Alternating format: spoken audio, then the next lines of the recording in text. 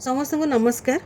मु मो गुरु Shri SK. Mishra sir को morning visualisation and affirmation class विषय किसी कहूँ जाऊँगी। सबकॉन्शियस माइंड को उपयोग करने सार यही सप्ताह मध्य जेतिकी टेक्निक विषय कहले से सबू चमत्कार रिजल्ट देउछि। जीरो स्टेट मेडिटेशन जहाँकि आमर प्रोडक्टिविटी को 10 टाइम्स बढ़ाई दिए। प्राण धारणा जहाँकि कॉन्फिडेंस लेवल बढ़ाई थाए। मयूरमा एक्टिविटी द्वारा आम निज सह जेकोसी व्यक्ति को हील करिपरिबा। सूर्य को लोटस ग्रेटिट्यूड दे सकारात्मक ऊर्जार अधिकारी हेबा। एमिदी सब यूनिक टेक्निक मु जानिबा को पाइली। गोटे ग्लास पानी आम जेकोसी समस्यार समाधान करिपरिबो। पाखरे किंबा दूर रे असुस्थ थिबा जानिथिबा जेकोसी व्यक्ति को हील करा जाय परिबो। माइंड हैक टेक्निक द्वारा आम जेकोसी गोल को इजिली अचीव करिपरिबा।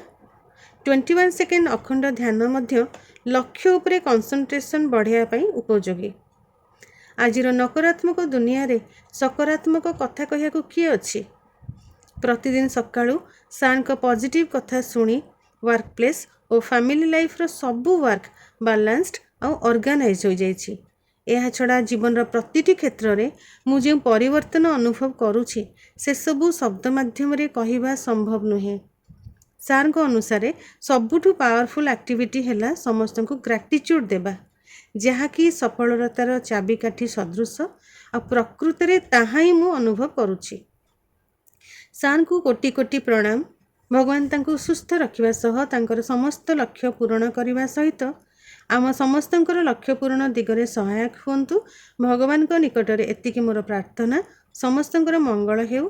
धन्यवाद।